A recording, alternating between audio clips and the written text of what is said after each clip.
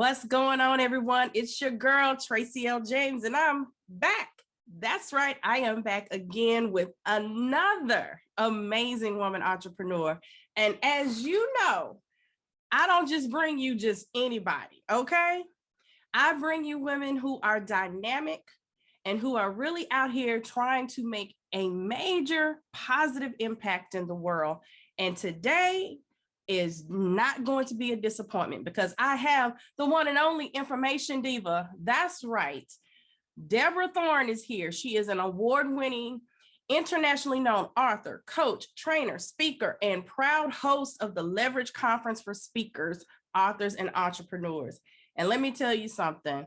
She truly is a connector, and she has been out here making it happen for a long time. So I can't wait for her to share with you. So let's welcome to the show, the Information Diva herself, Deborah Thorne. Thank you, Tracie. What a wonderful introduction. I love the energy, my girl. Come on, let's do this. Hey, I mean, if we're going to do it, let's do it. Let's just go and bring the positive energy into the space, because with everything that's going on in the world, baby, we got to push that positivity out. Otherwise, everything that's going on around us will just drain us. Absolutely. I agree 100%. So let's go ahead and dive on in. And ladies, as you know, I always ask this one very key question. Who are you and why do you do what you do? Okay, I am Deborah Thorne, the Information Diva. And as you said, I'm an author, coach, trainer, speaker, and the proud host of the Leverage Conference for speakers, authors, and entrepreneurs. And why do I do what I do? I am a mother and a grandmother.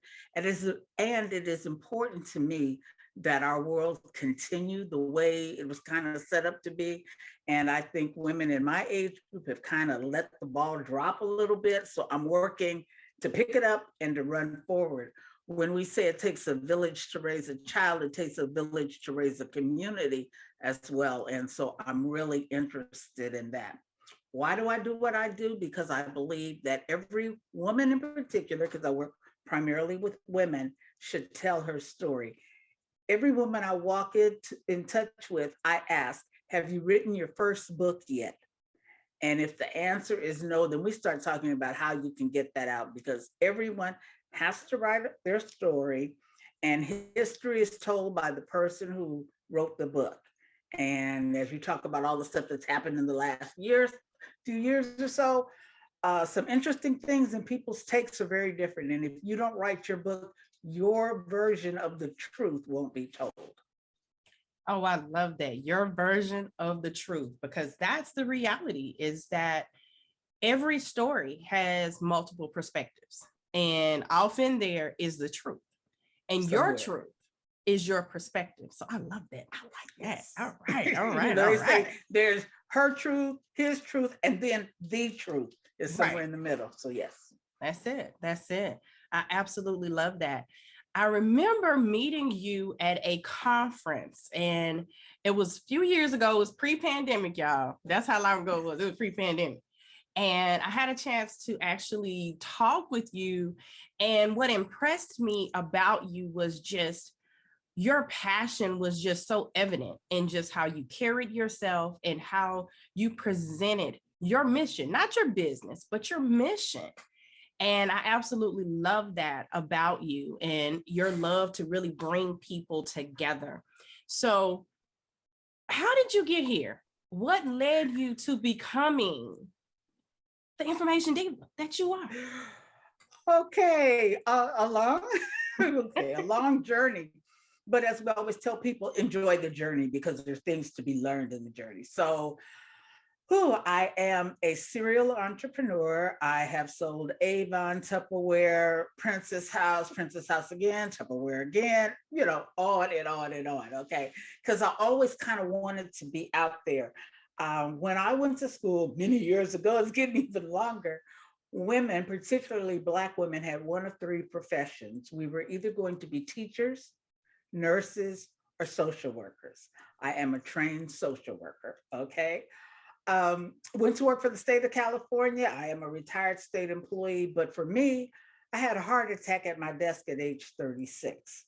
My son was only 10, and I had to, get myself together because I'm a single mom with a 10-year-old. And how do you have a heart attack at 36? Well, we now know that women have heart attacks a lot more often than we recognize. And bottom line is, I retired at age 37 due to my health. But we can't sit down and I'm raising a child and learning to do different things. And I, had the opportunity to study entrepreneurship, to look what other people were doing, to figure things out because I'm home and I'm looking at it. And I also, in my other world, kids know me as Miss D, the conflict resolution specialist. I teach young people how to use their words instead of hands or worse. And that was, I had a company, I had workers at different schools, and then the economy took a nosedive, like 2010, and the school district decided it would no longer have any outside consultants, and that's what my team was. Well, at the time I was running the Information Diva kind of on the side. It was something to do. I got involved doing that because people would tell me, if you told me what you like to do, I could figure out a stream of income. And that was my claim to fame. Tell me what you like to do. I'll tell you how to make some money doing it. Not necessarily a lot of money, but making some. And then when the company had to, revamp itself because schools wouldn't hire us, I decided, well, let me take the Information Diva for it and see what happens with that. And so I spend a lot of time helping women who have skills that they've picked up in corporate or other places and taking those skills and learning to do business with them. My goal is, if you're not making $50,000 a year, let me show you the things that you need to be doing so that that happens. And once you get solid on that, we can tweak it and take you to six figures. That's what I'm there for. But in the meantime, as people are learning, there are all kinds of things and skills that we need to learn. I still run into people who don't want to use email. Are you kidding me? There's no other way to contact people. What? What do you mean you don't want to use email? People who don't do any social media. Really? Well, how do you get on TikTok? You don't need to know TikTok. You better figure out how to get on Facebook first. So, it's that kind of thing that I'm doing, and working with people and working with women, helping them grasp who they are. I teach women to do business like a woman, not like a man. She E.O., not C.E.O. That's my claim to fame. All right. I love it. Love it. Love it. I think one of the things that, I love about being an entrepreneur is the fact that you truly have the ability to take everything you've learned, every bit of your experience, everything, and you get to utilize it in some shape, form, or fashion. As I've been going along my journey, I spent probably 20 years in corporate America. Shifting jobs every couple of years. And it was funny how I was doing that then, and everybody looked down on me and was like, oh my God, can you just stick someplace and just do it and stop all this jumping around? And now that's actually what they tell you to do so you can get your money up. But you were ahead of your time. I was ahead of my time. You were ahead of your time. And that's what happens when we are ahead, because I've been that girl ahead of her time in a lot of things. And everybody tells you you're wrong. And they do it because of their fear for you. They're not trying to be ugly. They're saying, what our parents understood was get a job. I do this whole talk, your mama lied. We don't talk about our mamas, but your mama lied. She told you to get an education. It would take care of you. Get a good job. It would take care of you. And marry a good man. He would take care of you. Now, she meant well, but mama, that's a lie. Okay? I got the education. I don't know anybody working in the field that they studied if they don't have a license. Now, people got licenses, doctors and nurses. Yeah, they work in their field. All the rest of us, we don't work in our fields. We just got the degree. We got the piece of paper. Getting a job, my job tried to kill me. I had a heart attack at my desk, came back to work, was there for 3 months. They took me out on a stretcher again. Y'all trying to kill me. So that good job, that good state job, tried to kill me. And then husband, oh, well, y'all know that story. We ain't gonna even, everybody can't find the forever husband. Like animals find forever homes. Well, that Yeah. hasn't worked out for some of us. I ain't got no forever husband, okay? And I always laugh because I have been married more than once. So I was married twice. And I must have been a relatively decent wife because each one asked me to marry him again. And I'm like, you don't think I had enough the first time? No, no, no, that won't be happening. And then the Lord saw fit to take ex-husbands wherever ex-husbands go at the end of their journey. They both have gone on to glory, I hope and pray. So, it's just that the things that our parents thought were important, the way to go, they taught us as best they know. Just like if I were to have a child now, there's no way I would say to that child, you have to go to college. No, you have to go learn a trade. So that and if you want to go to college after that, now you have money to do it with. So things are just changing. And we as women entrepreneurs have to look around and see what's happening and put ourselves in position to make the next step, whatever that looks like for us. Absolutely. Absolutely. Because in the transitions that, I've had to make, initially, they were made because I got laid off. You remember Enron, the scandal, right? And you Right. remember the WorldCom scandal, right? Right. Okay, well, I didn't work at neither one of them companies. But when you work at a company that's kind of like them and the stocks drop, everybody starts questioning everybody's earnings. And so everybody's stocks drop. And so everybody runs panic and they go, we're going to downsize. So guess who gets downsized? The new girl on the block, because guess who's always changing jobs? Okay. Okay.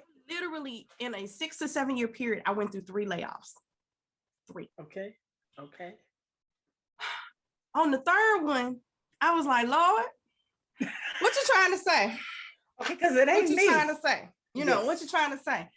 And at that point, I actually was just about to get married. Okay. And I was like, he was like, no, don't worry about it. We're good. We'll be good, no problem. So I relaxed a little bit into, I got a man that's gonna take care of me. Okay, that didn't happen. So a couple of years later, I'm divorced with a small child and a child that was headed into college. Hello. So my children are 15 years apart. So just in making that transition and trying to shift myself back into the space of being a productive citizen with a job was difficult because I had about a 2-year period where I really didn't work, or if I worked, it wasn't in the same industry. I went from being a regional account manager for an international consumer products company to working as somebody's executive assistant. So and what does that do to your mind? Okay. Does something to your mind, your ego, all of that. So literally, just in that process, I would have loved to have met someone like you who could have said, hey, what do you love to do? Let me show you how to make money with it. Because like you, I did Avon, I did Princess House, I did Premier Designs.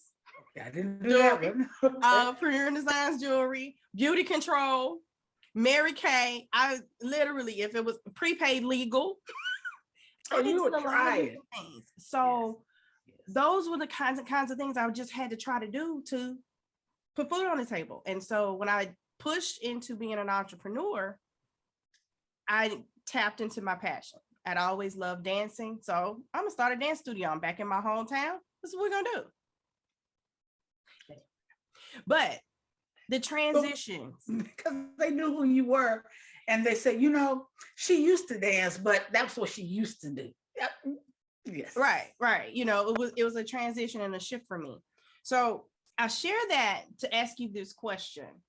So when you come across a woman who has just been trying, she's just doing what she got to do to make sure they got a roof over their head, they got food on their table, what kind of advice do you provide to women who are in that space so that they can get on the right track? Okay. My favorite question, just like you have one question I ask everyone. If money and resources were not an issue, what would your life, your business, what would it look like? You know, if you didn't have to worry about any of those trappings that we have, if you could just do your business, what would it look like? And I have people write it in as much detail as you possibly can. So what would you hear? What would you smell? What would you see? What would you taste? What would you talk about? When you put all that down, okay, now with the resources and things that we have, how do we create that feeling?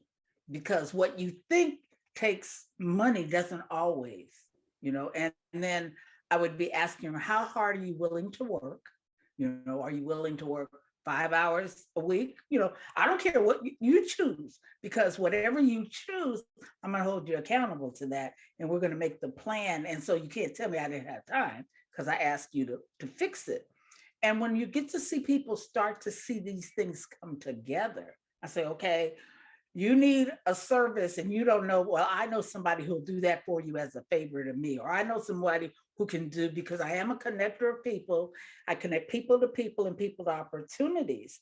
So I can say, well, Tracie has a podcast. I have a podcast. So come on her podcast and come on my podcast and let people know what you're doing. But what has to happen is the woman that I'm working with has to want it as bad as I want it for her. If she doesn't want it, and many times we have to be honest with ourselves, we want it, but I've had people tell me, oh, I don't want to work that hard. Well, I can't help you, because that's what it takes, It's not going to fall in your lap. One of my favorite stories is I had an early client who dreamed of a spa. She's a massage therapist and she wanted a spa. And we went through that exercise. What do people see when they get the curb? And what do they smell? What's going on? What are the sounds? Do you know her father built it to the specifications that were in the write-up, down to the colors of the wall, the kind of tile he put in. He took the bottom of their garage, tore the garage down, built the spa and built an apartment above it to support the spa. Okay. And I said to her, just think, if you had not put down word for word, he didn't know what to go with. She showed it to him and he built it based on what her dream was. And I'm like, wow. Okay. Just wow. That is wow. That is amazing. Yes. But the willingness to go after it, the willingness to do what it takes to make it happen, that's the difference. That's the key, that shift. And that was, here's an example, because I said to her, the first day or so we worked together, I gave her this list to work on, and I said, okay, I'll talk to you tomorrow. Tomorrow? Well, yeah, aren't you going to get it done? Well, I thought we would talk next week. No, I want to finish this piece tomorrow. Had we been putting it off weeks, her father might not have done it, but because she got it done relatively quickly and so detailed, he just built it for her. Just built it. That's huge. That is huge. Yes. And I'm gonna be honest, I fired clients for that reason. If I'm working with you and if I'm giving you my best and I'm throwing out all these amazing ideas and telling you, hey, here's your steps, you do this, this, and this, and then you can create this automated piece of income, but you got to do this, this, and this first. I can't get them to do this, this, and this. And they're like, well, I don't understand, and then they're so focused on something way down the road. And I go, wait, hold on. I'm helping you build a foundation. There's a process. Yes, you'll get to that. But you have to lay the foundation. You got to shore up your income. You got to shore up your revenue. And if you have the ability to create something one time, put a price on it, automate it on your website, and people can just go there and just buy it. Hello? Come on. Okay. So, but you didn't ask them to charge. But see, I wanted to charge $200 for it, Tracie, and you told me I could only charge $25. No, because I know. Okay. Usually it's the opposite. They want to charge $25, and I'm telling them to charge $250. And they're like, no. I said, look, okay. If somebody calls you and asks you to create a contract for them, what would you charge? Oh, I'd probably charge, my rate, $125 an hour. It'd probably take me a couple of hours to do it. And I was like, okay, I don't care if it's already done. That's the value of it. It's $250. So you put $250 on that contract. Now, if they want it customized, guess what? You're going to charge them more to customize it. Right. And unfortunately, sometimes people have that disconnect, and you assume you went to law school. You got to be connected to making money, right? Nope. Not everybody. Because, well, most of us were taught how to be employees, good employees, not entrepreneurs. And, you know, I once had a conversation with a friend of mine who was a very wealthy entrepreneur, and he was a German descent. And I said, why is it that people coming from other countries do so much better here than those of us who were born here? And he said, oh, that's real simple. You guys have never been hungry. You don't know what it means to be hungry. I know what it means to stand in the soup line to try to get some soup to feed family. And so therefore, we're willing to do whatever it takes to make it happen. And you're like, oh, I'm not going to do that. I'm not going to get my hands dirty. I'm not going to stay up late. And, you know, when we think about that, and I always share that with people, it's like, you know, you have to be willing to do it. That's why if I want it more than you want it for yourself, we're a disconnect and we can't work together. Because I shouldn't want it more than you do. Absolutely. I remember I was working in the beauty industry at the time, and I had a client that had multiple independent beauty suppliers in a particular state. And one great, in getting to work with him, I got to know his story. They started with one store, one location. It was just him and his wife initially. As the business began to grow, he began to bring more of his family over. They had a house, 2-bedroom house. Everybody lived in that house. Eventually, he bought over all 15 of his family members. Once he had everyone here, he opened his second location. It took him 3 years to bring all 15 of his family members here. 3 years. They all lived in a 2-bedroom house. Guess what? They now own how many blocks? Okay. He ended up with 9 beauty supplies in the state, okay, all over the state. Each one of his family members was running one of them, okay? They were doing scholarships at the local colleges to connect with the community. They were hiring the college students and training them on the industry, training them on distribution. I mean, this amazing things. Absolutely amazing things. And now everybody got their own house, you know? Okay. But it took that commitment. He said about 5 to 6 years, they were all in that one house. And then they finally got another house and they split half and half, but they did it incrementally. And when you make that recommendation to people who were born in the US, I'm not going to do that. I don't want to live with those people. And see, here's the thing. I'm old enough to remember when that's what people did when they left the South. They came to, because California is where I live, they came here and they lived in one house while they put it together. So you got a job, because remember, our people for the most part are about jobs. So you got a job either at the place that was building airplanes, the post office, the state, the city, the county, okay? You got those good jobs. And then you got an apartment, and then you brought in some more people. So now they had 2 places to go. But we don't do that anymore. I personally believe assimilation has killed a group of people. And, you know, it is what it is. All I can do is try to share with my family that we do it differently. But it's real interesting because I listen to the criticism that we hear outside. You know, if you don't know how our family runs, I've had people say to me, oh, your son lives with you. No, my son and grandson and I live together. You know, it doesn't, right. You know, you don't need to know the details. We know what we're doing. We know why we all live together. We know how this is going to help. But our community has determined that oh, there must be something wrong because you're doing that. No, we're building an empire. We know exactly what we're doing. Oh, absolutely.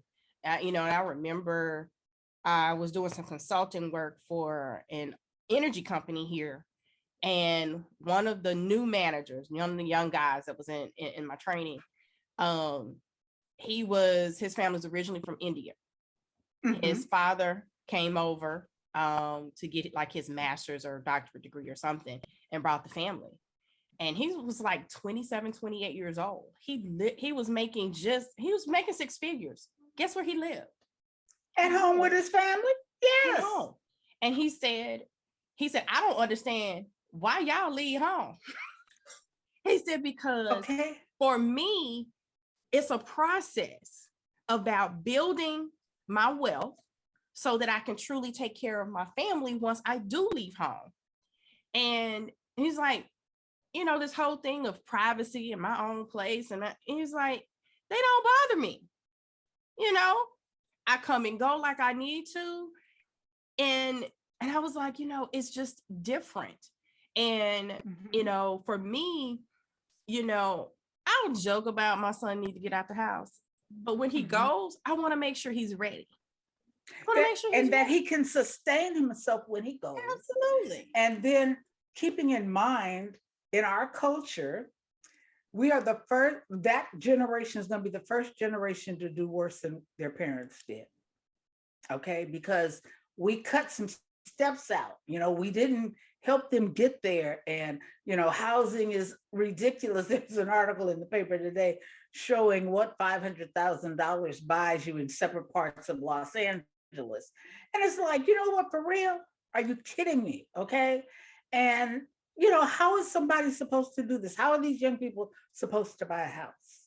And, you know, we have to think in terms of all of that. Now, if they learn a trade or if we teach them entrepreneurship, you don't have to buy the house. We can tell you how to get the company to buy the house. We can show you how to get the company to lease the house. We can show you how to do all kinds of things, but it has to be a different mindset. And sometimes we'd rather buy a pair of tennis shoes or get our hair done than to spend money for those kinds of things. And to me, that's sad. That's sad. I mean, you know, being able to get to a point where I understand money enough that it's a resource, it's a tool. And because even at this point, you know, when I moved to Houston, I moved into an apartment and everybody was like, girl, why are you not buying a house? I need to see the market first. Number one, to know where I want to live, because buying is a bit more permanent. And I wanted to kind of see what was happening before I made that kind of a commitment. And now that I have a better understanding, I'm looking at investment properties first.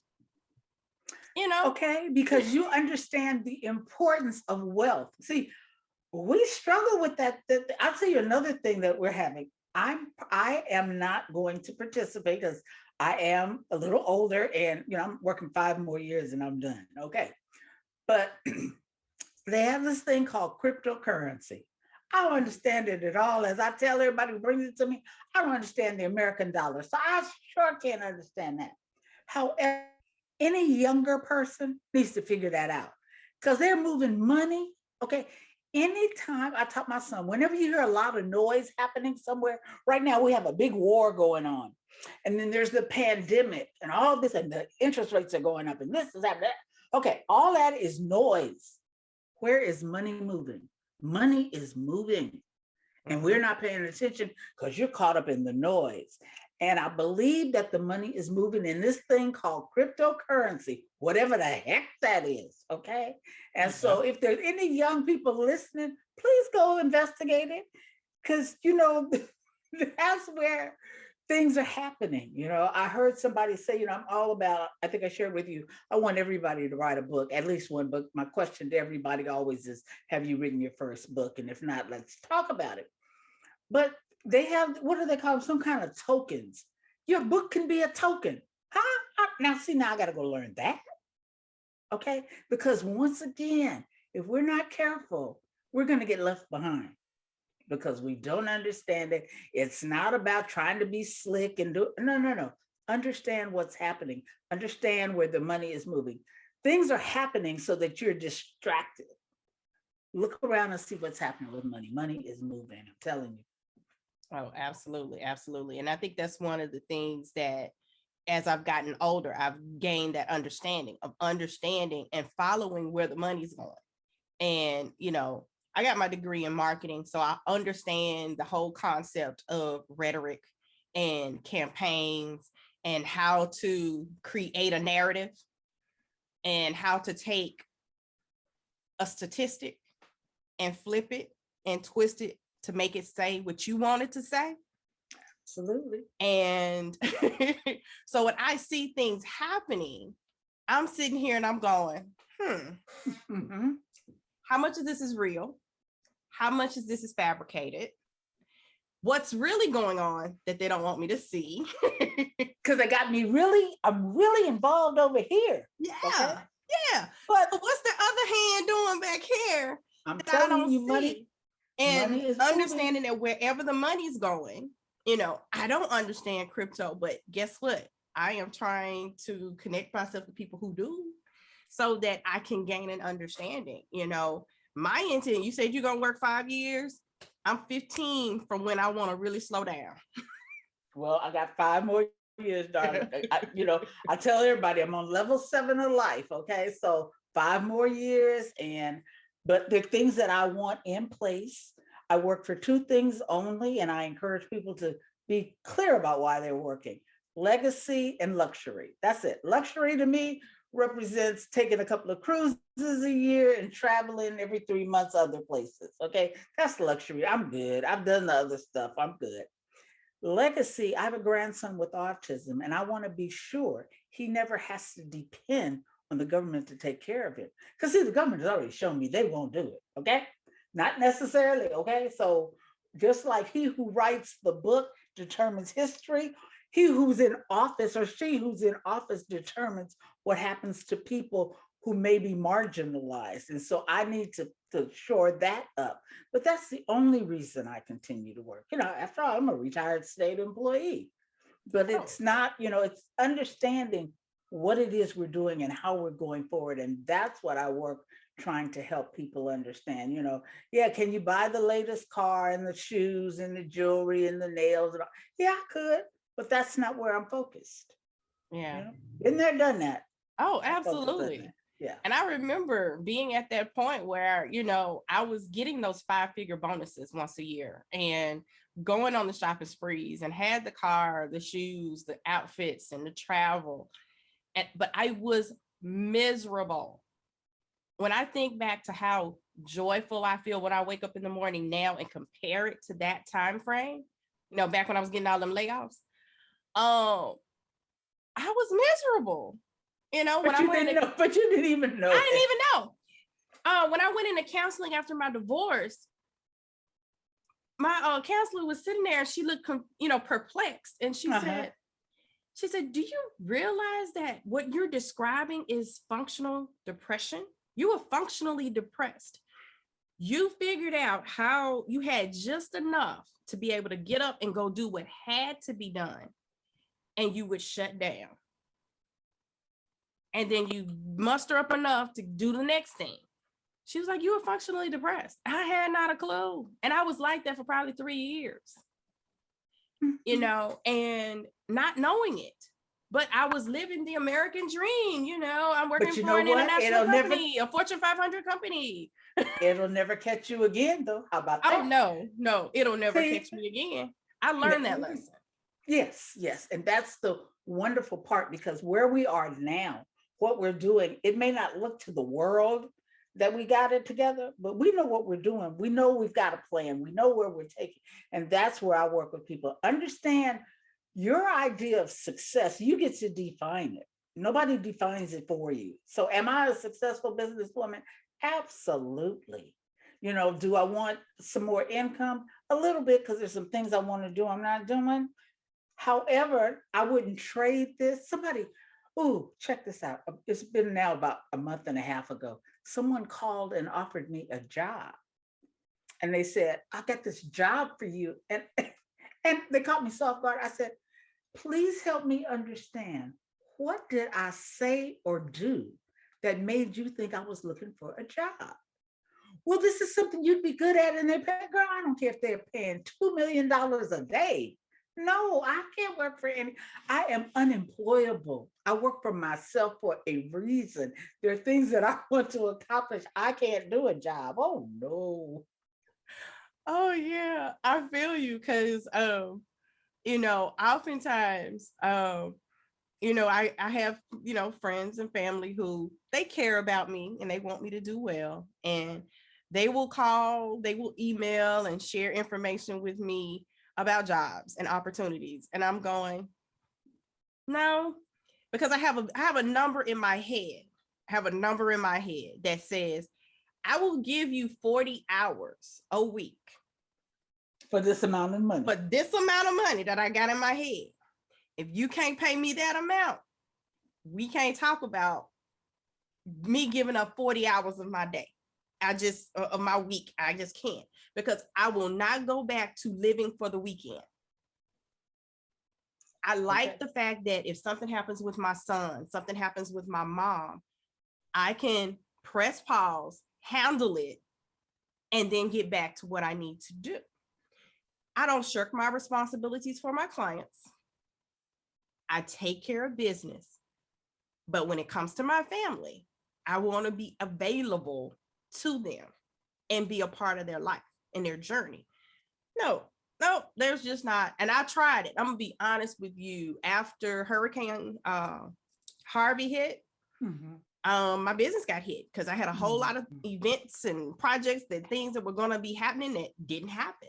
So when there's no events, there's no money flowing. I can't sell books. I can't get paid to speak. I can't get paid to do trainings. So many things just didn't happen. And I took a job. Regretted it almost immediately. I think I was about 30 days in. And I woke up one morning and was like, I really got to go punch a clock. I really actually got to go punch a clock because I said I was going to do this. And I said, I'm going to do it for a year. I made a year, but that was it. Well, because you're a woman of your word. And you had said it. I said it. There were certain things I needed to do. I focused on that. And even in the midst of my mom's stroke, okay, I'm still going to stick this out because I almost quit. Because when they were getting on my case about me taking off, because I needed to take my mom to doctor's appointments and stuff like that, I was like, y'all do know my mother had a stroke. You do know I'm her only child. You do know ain't nobody else to do this. Well, you need to request the day off. And once it gets approved, then you take her to the doctor on that day. I said, what doctor you go to that you can get the day and time that you ask? And why would I do that? Help me understand. Okay. Because you're not paying that number that's in my head. I know you're not. No, you're not. So I was like, this does not make sense. This is not quality of life. And so I said, you know what? Years up. I handled what I said I needed to handle with that paycheck. So guess what? We're going to make this shift. We're going to get back into the flow because, you tell me, oh, well, if you miss one more day, if you call out one more time, we're going to have to suspend you. No, I can beat you better than that. How about I just go home? You don't have to worry about it. Right. See? And so, when you are in that space and in that mindset, and you really understand who you are and the things that you're called to do, you're not going to put up with that. So as we wrap up, what advice will you give to the women entrepreneurs that are listening to this, who maybe right now in the midst of all the crazy, maybe thinking about giving up? What's your advice? Well, if you give up, you don't win. There's no possibility of you winning if you give up.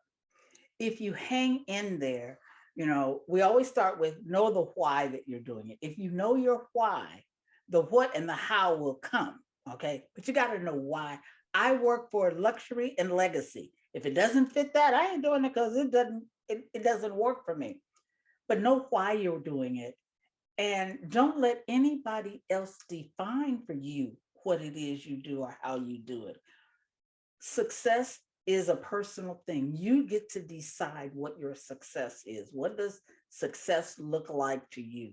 Make those defining moments. Define this stuff and just go on and enjoy the journey. Know that everything, there's the thing that says, you don't fail, you just learn a way not to do it. So every time something doesn't work, oh, that's not the way to do it. Formula 409 was supposed to be, they found 408 ways that it did not work. The formula at 409, they had the answer. So that's all I can say to you. Hang in there till you get your 409. Oh, I love that. I absolutely love that. Yes. Being able to persevere and get to the other side, there's a blessing over there. Because I always think about it like this: when it really starts getting tough, when I really start feeling like I'm under attack, I'm like, this must be one hell of a blessing on the other side of this. Yes, and you need to know that. Yes, because Yes, otherwise the devil would not be busy. He'd be bothering somebody else. Okay. And the fact absolutely. that he's bothering you means that there is something important happening and you need to pay attention. I just want to remind your listeners that if it was easy, everybody would do it.